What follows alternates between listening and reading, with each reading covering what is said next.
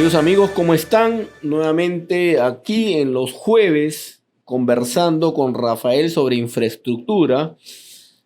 Tengo el gusto de tener la presencia y asistencia del ingeniero Edgar Paredes Prieto. Edgar, muchas gracias por estar acá en nuestro podcast. Hace tiempo se me había ocurrido invitarte porque creo que tú nos tienes que aportar varios temas sobre la gestión, el control, el planeamiento, ¿no? Tan importante en los proyectos y sobre todo en los proyectos de obras públicas. Así que, como siempre le digo a mis invitados, bienvenido, gracias por estar aquí. Gracias a ti, Rafael. Un placer estar aquí presente contigo a través de esta ventana, esta vitrina, AIT, y llegar a través de tu canal, pues, a personas que puedan de repente podamos transmitirle parte de la experiencia que uno adquirió a lo largo del tiempo, ¿no? Gracias. Edgar, la mecánica del podcast es una conversación de amigos, esto no es una clase, ¿ok? Y vamos a ir abordando algunos temas, digamos, porque la idea es de que nuestros oyentes y seguidores puedan llevarse algunas pildoritas de información. Esto es el afán del podcast, es compartir información, compartir conocimiento. Ya estamos en esa faceta en donde lo que deseamos es que más gente reciba información y conocimiento. Ok, mira, la primera pregunta tiene que ser macro, es decir, yo me dirijo no a las grandes empresas que, como tú sabes, tienen sus áreas, sus empleados internos, los famosos in-house, en donde todo está muy planificado, ordenado. Nos estamos dirigiendo a empresas medianas y pequeñas del interior del país, de Lima, que probablemente tienen el know-how técnico de ejecutar una obra, pero a quienes todavía les falta aprender sobre gestión. ¿Qué es en concreto la gestión de un proyecto, Edgar? Sí, básicamente, sí, mi aporte va a ser justamente dirigido a estas pequeñas y medianas empresas. La gestión del proyecto básicamente yo lo concluyo como la integración de todas las áreas interesados, involucrados del proyecto para la planificación, ejecución, monitoreo y control y entrega del proyecto, ¿no? Cumpliendo costos, tiempo y calidad a entera satisfacción del cliente. Y obviamente que sea un negocio para la empresa contratista. Te voy a ir hincando un poco más, ¿ah? Porque tenemos que hablar en lenguaje más sencillo todavía, ¿ya? Normalmente, un empresario de obra pública, él mide ingreso menos gasto igual resultado operativo margen bruto. ¿Cuánto voy a ganar? Y ya no le mete doble clic a los diversos componentes del negocio, del proyecto. Nuevamente, ¿cómo le puede ayudar la gestión del proyecto a ese empresario en donde dice, oye, esto es lo que voy a ganar, cuánto gasté y este es mi margen? ¡Listo! Claro. Sí, justamente eso es finalmente la foto final, el resumen a un nivel macro, ¿no? ¿Cuánto gané o perdí, en este caso, en un proyecto, pero obviamente siempre se apunta a ganar? Entonces, lo que se busca con estos comentarios, como tú dices, yo lo que busco es sembrar esta semilla para que cada quien comience a desarrollarla, ¿sí? Entonces, lo que tenemos que tener en claro es que cada proyecto es único. O sea, la construcción es única en el tipo de diseño de la infraestructura, el lugar donde se ejecuta, las personas que lo ejecutan, tienen sus propias particularidades. No se puede generalizar. Sin embargo, lo importante es que los directivos de estas empresas constructoras entiendan la importancia de una adecuada gestión de proyectos al nivel de su empresa. ¿Por qué? Porque hay muchos niveles para poder monitorear, gestionar, planificar un proyecto. Entonces, si es una empresa pequeña, una obra de poca envergadura, pues no necesitamos entrar a tantos niveles. ¿Por qué? Por la única y sencilla razón de que todo ese detalle de niveles genera que tengas más recursos para poder gestionar, dirigir, controlar esos niveles. Entonces, una empresa, una obra pequeña, debe estar con un plan estratégico, con una gestión de proyectos a su medida, con lo necesario. De repente, con el segundo nivel de gestión. Digamos que el primer nivel de gestión es mirar el resultado final del proyecto, sin importar dónde está el beneficio o desbeneficio del mismo, ¿no? Y siempre también cambiar el chip de los contratistas de entregar un proyecto en tiempo, costo y calidad. Porque obviamente eso es satisfacción para el cliente. Eso es algo que muchos constructores, sobre todo los pequeños y algunos medianos, todavía no entienden, ¿no? Más se van al tema del resultado económico y no medir la calidad y el tiempo, que finalmente el tiempo va a atacar sí o sí al resultado del proyecto. Edgar, el gestor de proyectos es un ser humano, es un profesional distinto del supervisor, del residente, perdón, de la obra, del gerente general de la obra. ¿Qué aconsejas tú ahí?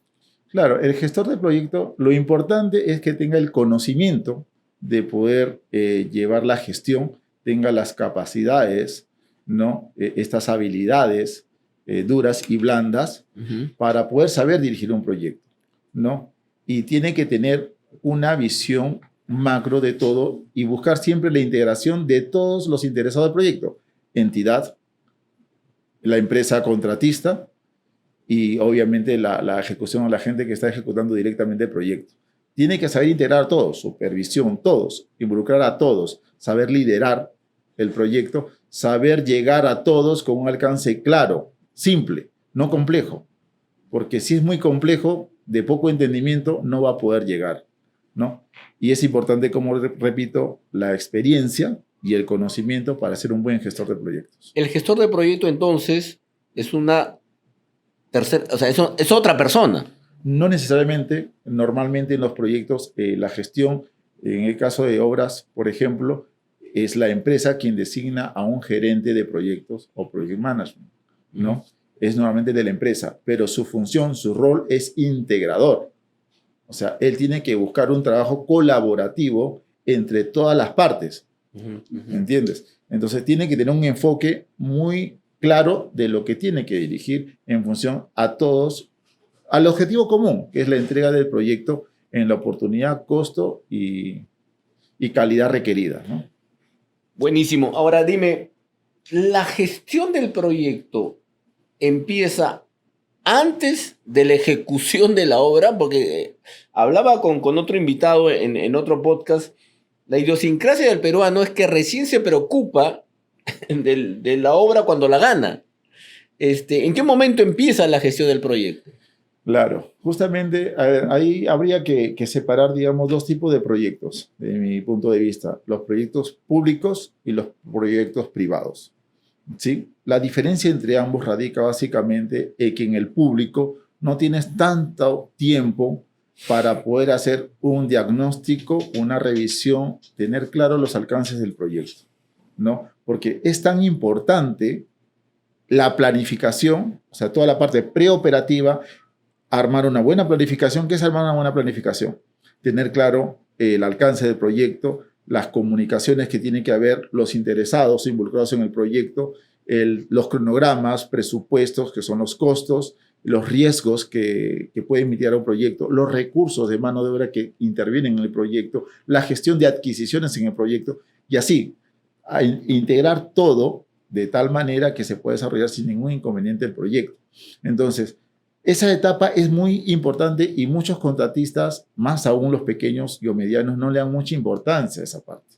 Yo considero que antes del inicio de una obra, que es para mí la etapa preoperativa o de iniciación de un proyecto, se tenga un buen PDT, un plan de trabajo diseñado para ese alcance, bajo esas condiciones particulares que mencioné, el tipo de proyecto, el entorno del proyecto, internos, externos, y finalmente qué es lo que quiere el cliente, ¿no? Dime, hace un momento decías, toda obra es única, ¿no? Quienes estamos en el ecosistema de las obras públicas y privadas tendemos a plantear, no sé si existe esa palabra, cada obra. En ese entender, el tipo de obra hace que la gestión sea más o menos dificultosa. Sí, o sea, bueno, hay proyectos que según el nivel de alcance, por ejemplo, edificaciones que tienen tantas partidas, entonces es ahí donde tenemos que diseñar la gestión apropiada para ese proyecto. Y si, como repito, si es una empresa que no tiene muchos recursos profesionales para poder, que no justifican sus gastos, digamos, generales, poder atender tanto alcance, tenemos que centrarnos en lo importante.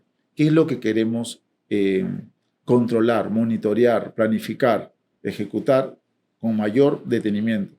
Entonces, es por eso que yo único. O sea, hay una receta, sí, hay una receta, pero esa receta tiene que personalizarse para el producto o proyecto que vas a entregar. Buenísimo, buenísimo. Mira, nos vamos a la primera interrupción. Ya todavía hay varias preguntas, así que vamos con la pausa. Edgar, la verdad que me va gustando el tema de la gestión de proyectos. Voy tomándole nota a la importancia. Hablándole a un dueño de empresa que está en Ayacucho, que está en Cajamarca, que está en Piura, en Tacna, vamos a tratar de ir aterrizando algunos conceptos, ¿no? Las fases de la gestión de un proyecto. Coméntanos, Macro, cuáles son esas fases y luego entramos a cada etapa, ¿no? Perfecto. Digamos que las fases en macro de la gestión de proyectos está dividida en 3. La preoperativa o la de iniciación antes del inicio formal de la ejecución del proyecto, la fase de ejecución y la fase de cierre, ¿correcto? En todas esas 3 fases es importante siempre monitorear y controlar cada actividad importante dentro de cada fase. Una de las muy importantes es la fase preoperativa o de iniciación. ¿Por qué? Porque lamentablemente cuando ya tenemos un expediente realizado, solamente nos queda observar si existen... Como es el caso de las obras públicas, donde el expediente ya viene en el paquete. Claro, normalmente, no salvo que sea un concurso oferta donde puedas desarrollar ingeniería y ejecución, que sería un escenario muy interesante, ¿no? Sin embargo, cuando ya tengo el expediente, lo primero que tiene que hacer un buen contratista responsable y serio que quiere hacer un buen trabajo, debería ser centrarse en una revisión detallada a nivel macro, digámoslo así, del expediente, para identificar, priorizando según su programa de ejecución, la parte de estructuras, ver qué incompatibilidades tiene, cumplimientos de normas, después las interferencias de las estructuras con la arquitectura, con las instalaciones eléctricas, sanitarias, gas, comunicación, lo que fuera. Entonces, ir adelantándonos a mañana más tarde poder hacer un diagnóstico inicial, preliminar del proyecto, identificar algunas alertas y mitigar esas alertas en el transcurso de la obra para que la obra no se vea afectada. Perdóname, consejo número 1 para nuestros oyentes. En una obra pública te vas a enfrentar a un expediente técnico respecto del cual has tenido poco tiempo para evaluarlo. Así es. Pero eso no es impedimento para que tú hagas una evaluación, un diagnóstico, ¿no?, de ese expediente, componente por componente, para que luego durante la ejecución de la obra puedas atenuar, eliminar esos riesgos. ¿Te entendí bien? Así es, tal cual, Rafael. Entonces, es algo importante que se le da la seriedad. Y una vez determinado, analizado el expediente, identificado ciertas restricciones, es donde empieza la parte de planificación. Igual una planificación macro, por lo menos, pero que aterrice en un buen cronograma de ejecución de obras, más aún en obras públicas, porque es la ruta crítica la que te mide que puedas o no terminar a tiempo un proyecto. Entonces, y esa es una herramienta útil para el contratista, porque si no tienes un buen cronograma secuencialmente o constructible, o como el proceso de constructabilidad que le llaman, una secuencia ordenada y lógica, simplemente vas a tener inconvenientes. Porque número 1, no vas a poder ejecutar tu obra de acuerdo a un cronograma que está mal hecho. Tiene que haber un procedimiento paso a paso. No puedo hacer el techo sin antes hacer las columnas, por decir un extremo en el caso de una edificación. Entonces, si existe esa incompatibilidad, no vas a poder ni siquiera respetar tu propio cronograma. Por eso es que el cronograma de ejecución de obra para la firma de contrato, los documentos que se derivan de ese cronograma de ejecución, como ese cronograma valorizado, el calendario de adquisición de equipos, calendario de utilización de materiales o de adquisición de materiales o insumos, guardan relación con ese cronograma que es el punto de inicio para poder, digamos, monitorear tu proyecto y controlarlo. Edgar, a mí me gusta siempre utilizar metáforas, ¿ya? O sea, lo que tú me estás diciendo es que la gestión de proyecto me permite ver la película total antes de empezar a ser actor de esa película, para que tú puedas nuevamente atenuar, mitigar, salir mejor de esa foto en la cual te has involucrado, porque en la coyuntura, pues un expediente técnico lo revisas en pocos días. Así es, así es. Claro, lo que te permite una adecuada o correcta gestión de proyectos es tener una mejor visibilidad de lo que se enfrenta. Y un gestor de proyectos tiene que estar siempre preocupado. O sea, ¿qué es preocupado? ¿No? En realidad, preocupado. O sea, estar adelante del proceso por lo menos Buenísimo. 2 o 3 pasos más, ¿no? Eso es lo importante. Dime, dos preguntas en una. ¿La gestión de proyectos también se puede tercerizar? Primera pregunta. Y la segunda pregunta es, ¿existen herramientas modernas, software, que se utilizan para la gestión de proyectos o es que todavía lo tiene que hacer el ser humano?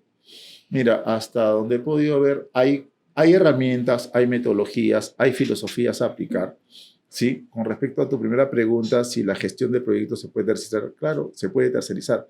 Lo importante es que la organización, la empresa, la contratista, le dé a ese gestor de proyectos, que puede ser tercero, ¿no? El alcance necesario para que llegue a todos y involucrar a todo su personal directo a seguir las pautas. Porque es más, los profesionales normalmente saben hacer su trabajo. Lo que les falta es que alguien los direccione, alguien les diga cómo hacer lo que ellos saben hacer, en qué secuencia, en qué momento, en qué oportunidad. Eso te permite un buen gestor de proyectos, como repito, con conocimiento y experiencia. O sea, ahí viene con la receta, pero el cocinero sabe hacer su producto. Solamente que hay que ahí es donde entra los 3 indicadores básicos, que es precio, tiempo y calidad, ¿no? Sí, son los indicadores o KPIs macros de todo un proyecto. Y dentro de cada proceso del proyecto, lo importante es en un proyecto y en la parte de ejecución, en cada proceso, es que estos procesos, digamos, asegurar que el flujo en la obra sea continuo. Ese es cuando ya tienes un plan diseñado, donde identificas los riesgos que pueden mitigar o eliminar esas variabilidades que pueden hacer que tu proyecto pare, se frene, aumente, aceleres. Eso es lo que frena el problema. Lo que tenemos que asegurar en un primer nivel siempre es un flujo continuo, proceso a proceso, actividad a actividad, que tenga un flujo continuo. Una vez que logras tener un flujo continuo dentro de tu proceso constructivo, tu segunda preocupación tiene que ser, digamos, dimensionar o balancear esos procesos para que ambos produzcan lo necesario. O sea, de nada sirve que yo, por ejemplo, esté en un terreno muy amplio, en una construcción, meta maquinaria como loco, excave todo y de repente para el que viene después no tiene ni por dónde desplazarse. Restringe otro frente. Solamente es avanzar lo necesario en forma ordenada, sectorizada, secuencial, para que cada proceso aporte la cuota necesaria y no tener sobrestock, desperdicios y cosas que generan sobrecostos en el proyecto. Al entender más sobre la gestión del proyecto, lo primero que se me viene a la mente también es los famosos acuerdos gobierno-gobierno que el Estado ha venido difundiendo, promoviendo desde los Juegos Panamericanos y en donde, en otras palabras, la ARCC, la Autoridad de Reconstrucción con Cambios, contrata a un gestor. Sí, un PMO. Un PMO, o sea, y ese gestor es lo que tú me estás diciendo. Ese gestor, en la práctica de un gran proyecto de la ARCC, luego subcontrata a subcontratistas dependiendo de la especialidad, el componente, ¿no? Infraestructura, arquitectura, sanitarias, electricidad. Know-how. Así es, lo que saben hacer. Pero hay un gestor, entonces, oye, fíjate que he tomado nota que la relevancia del gestor de proyectos. Claro. Es que si hacemos una encuesta, Rafael, en el mercado de la construcción, a todos los involucrados, si es importante o no la gestión de un proyecto, y todos te van a decir que sí. Sin embargo, ¿cuántos lo aplican bien?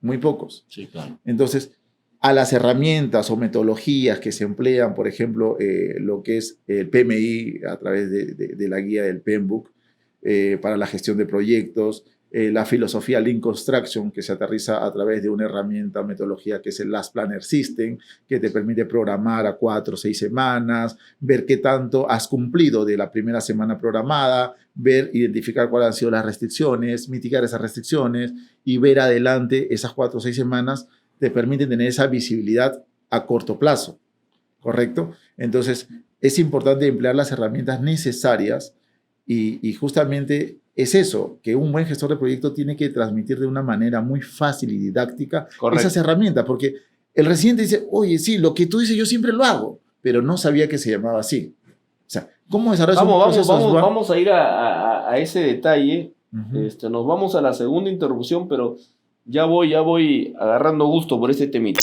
Edgar, siguiendo con el interés de compartir información, sobre todo para ese mediano y pequeño empresario que ejecuta obras en todo nuestro país, hablábamos de que las etapas de la gestión o digamos los conceptos básicos de la gestión de un proyecto es planificar, monitorear, controlar y hacer seguimiento. Háblame un poco de en qué consiste. Yo, te entiendo lo que es planificar, pero háblanos del monitoreo y del control, que es, creo yo, la médula, ¿no?, de la gestión, ¿no? Claro, claro. Sí, la parte del monitoreo básicamente está orientada a aquellos recursos o personas que están en campo tomando ciertos parámetros de medición. Por ejemplo, ¿no? Yo quiero controlar la productividad de este equipo. Esta es una retroexcavadora, ¿no? Y comienzo con el monitor en campo a medir los tiempos en que está produciendo, que son los tiempos productivos, los tiempos en los cuales se está desplazando, de repente necesariamente para recoger algún material, que son contributorios, ¿no? Pero también pueden haber tiempos en los cuales está parado, simplemente porque entró otro equipo, que puede ser parte del proceso constructivo, que entre un equipo para el otro, pero no es lo ideal, porque lo ideal es generar un flujo de proceso. Es decir, que si este equipo hizo su parte, es como que partir la torta en diferentes pedacitos, hizo esta parte y pase a la siguiente parte y el siguiente equipo entre a esta siguiente parte que ya intervino en primero y así crear un tren de actividades, ¿no? Entonces, sin embargo, en muchas obras por una inadecuada planificación, distribución de recursos, etcétera, se generan estos tiempos que son no productivos o no contributorios sobre los cuales tenemos que preocuparnos en la obra porque son los puntos que te hacen perder dinero. Tener un recurso parado nunca va a generar valor, ¿no? Y eso es importante, por ejemplo, en esa parte. Y eso ya es el control. Ese es el monitoreo. Tomar las mediciones, digamos, de campo, de todas esas lecturas que se pasan a un formato, a una hoja de ruta, digámoslo así, donde te evoca un indicador, ¿no? O sea, es que del 100% de horas trabajadas o disponibles del equipo, de 10 horas, por ejemplo, trabajó 8, ¿no? De las 8, hizo 4 en tiempo productivo, 4 en tiempo contributorio y de repente las otras 2 estuvo parada sencillamente, ¿no? Entonces, eso es lo que tenemos que mitigar, que eliminar o minimizar al máximo esos tiempos muertos de los equipos, del personal directo e indirecto y de los servicios, etcétera, que formen parte de un proyecto. Ahora, nuevamente difundiendo el concepto de la gestión de proyectos, ese dueño de empresa, ese gerente general, respecto de quien hace las labores del gestor de proyecto, recibe semana a semana un resumen. Claro. Para sobre eso tomar decisiones, ¿no? Así es. Hay, por ejemplo, dentro de los servicios que hay tercerizados, hay empresas especializadas en la gestión, planificación y monitoreo de proyectos que, por ejemplo, que pueden dirigirse a empresas pequeñas y medianas. ¿Por qué? Porque las empresas pequeñas o medianas, algunas, les genera un costo, el tener un profesional al 100% de repente para una sola obra, ¿no? Y no solamente eso, sino que termina ese proyecto y de repente no puede mantener ese profesional y lo pierde y se va con el conocimiento. Por eso es importante siempre documentar que quede en la organización todos los controles que se realizan. Por eso, que una alternativa resultaría interesante es un externo que de forma parcial, en función a la envergadura del proyecto, tenga una participación mínima necesaria para que pueda monitorear el proyecto y hacer una adecuada gestión. Como esa persona tiene todo el conocimiento, ese conocimiento es trasladado a todos los integrantes del proyecto, quienes tienen que hacer la actividad, ¿no? Así, digamos, operativa. Se le dice lo que tiene que hacer, con qué formato lo tiene que hacer, cómo lo tiene que llenar de la mejor forma didáctica para que esos números comiencen a salir. La recurrencia llevará pues ya a la habitualidad, ¿no? De todos los integrantes del proyecto, porque siempre hay una masa que va de proyecto en proyecto. Me queda claro que cada obra es única, que hay cambio de profesionales, pero hay actores que tienen que conocer cómo se maneja la gestión, ¿no? Sí, ese es un tema, ¿no? Porque normalmente cuando una empresa no es capaz de sostener a una base de profesionales o de maestros para sus proyectos, pierde ese conocimiento, pierde esa forma de comunicación, esa integración que adquiere un equipo con la organización, porque la obra se sostiene de áreas de la empresa, la logística, recursos humanos, las finanzas. Y si todo esto no está integrado hacia el objetivo que es hacer que esta obra se mueva, pues se pierde. Entonces, aquí lo importante básicamente es, como repito, saber qué gestión hacer para un determinado proyecto, cómo se debe hacer y que ese conocimiento quede en la empresa. Y lo que tú dices es cierto, o sea, lo más difícil es, en realidad, que eso se haga una cultura. Y la única forma de que se haga un hábito, una cultura y que quede como filosofía e interiorizarlo es que lo apliques continuamente. O sea, no basta con aplicarlo en un proyecto, uno sí, otro no. No, tiene que ser continuo. Tiene que ser continuo. ¿Qué nota le pondrías, Edgar, digamos, cómo estamos en la práctica de la gestión de proyectos? De 1 al 10, tú tienes ya 20 años trabajando, o sea, has podido interrelacionarte con empresarios grandes, medianos y pequeños. Sí, digamos que las empresas grandes, todas, hacen una adecuada gestión del proyecto. Es más, en Sudamérica, Perú y Colombia son los que tienen mejor implementado la gestión de proyectos. Wow, qué bueno. ¿No? En la construcción, ¿no? Que digamos que es el rubro más difícil de poder implementar una adecuada gestión de proyectos por la complejidad o la excesiva variabilidad que existe en los proyectos, ¿no? Sin embargo, en las empresas medianas y pequeñas es bastante escaso. O sea, se tiene la intención, saben lo importante que es una adecuada gestión de proyectos, pero no lo sostienen. ¿Por qué? Porque no interioriza los directivos, los jefes máximos de la organización, no terminan de convencerse. Ese es el principal problema. Entonces, no saben si realmente funciona o no, o a veces lo ven más como un gasto que como una inversión. Correcto. Ahora, la última pregunta de esta sesión es, ¿esta gestión me lleva dinero a mi caja? Eso es lo que se está preguntando el empresario mediano y pequeño, ¿no? O sea, ok, todo esto suena muy bien, ¿cómo te voy a decir que no, Edgar? Pero, ¿me hace ganar plata? Claro, o sea, todo es un retorno. La inversión es un retorno a corto, mediano, largo plazo, ¿no? Porque instalar un sistema es todo un proceso, ¿no? Todo un proceso. Lo importante es no tampoco ir a ciegas. Por eso que además de instaurar procedimientos o procesos de ejecución de trabajos, eliminando desperdicios, que todo fluya, que nada pare, eso no te mide costos, eso te mide tiempos. Si estás dentro de los tiempos. Por eso es importante también medir el resultado operativo de la empresa, del proyecto en este caso.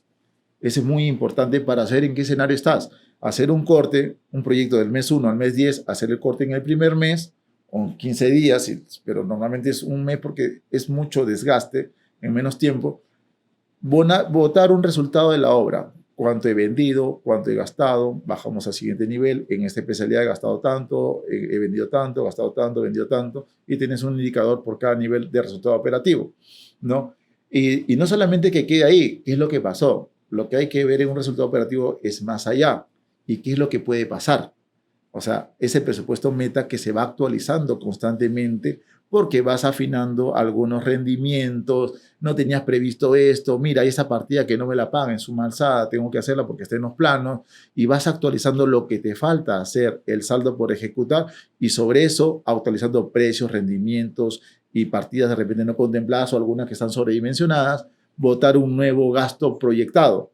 Tienes un nuevo gasto proyectado, tienes una venta definida, la diferencia es el resultado del saldo por ejecutar, ¿no? Y le metes otras variables, ¿sabes? Le metes otras variables. Es conocer ¿Cómo voy a terminar? cómo voy a terminar partida, componente, en donde gano o pierdo, y no solo quedarme en el resultado macro Así es. de operativo, ¿no? Claro, el nivel del alcance o detalle de cómo vamos pasando de un nivel macro de un proyecto a de repente especialidades, edificación, estructuras, arquitectura, instalaciones, o dentro de ella materiales, mano de obra, equipos, herramientas, o dentro de ella un sector. O sea, yo puedo ir abriendo esos niveles hasta donde yo quisiera y llegar de repente al individuo que me está generando, o los individuos o trabajadores que me están generando la poca productividad. Pero todo eso, obviamente, demanda de más monitores, de más controles, o sea, mayor inversión en ello, ¿no? Y muchos proyectos a veces no lo justifican. Correcto, correcto. El gestor de proyecto en una obra pública o privada tiene que ser un ingeniero. Claro, o sea, la gestión de proyectos puede ser llevada por cualquier profesional o persona que tenga el conocimiento. Pero, ¿en qué radicaría el éxito en un caso de una obra? Radica también no Conocimiento más en la ejecución de obras. Claro. Y el conocimiento de las herramientas y la experiencia de aplicarlo en esa industria de la construcción. Y recomiendo siempre, sí, un ingeniero que tenga esos skills necesarios para poder llevarlo a cabo, porque el ingeniero no tiene que ser un erudito en todas las partes del proceso, pero sí tiene que tener un conocimiento claro, una visibilidad de cada parte del proceso para poder mejorar ese proceso. Porque si no conoces la parte constructiva, la parte técnica, pues tienes una debilidad. Y la idea en una gestión de proyectos es eliminar esas debilidades, esos riesgos. Así que yo recomendaría siempre un gestor de proyectos que sea ingeniero en su especialidad en ese proyecto. Es más, en la construcción hay diferentes tipos de proyectos. Hay ingenieros civiles, por ejemplo, que se dedican a las edificaciones o infraestructuras, a puentes, a obras de saneamiento, a obras de movimiento de tierras, carreteras, hidráulicas, portuarias. O sea, el conocimiento en el tipo de obra es importante también, Claro. ¿no? No puedes saber de todo. De todo.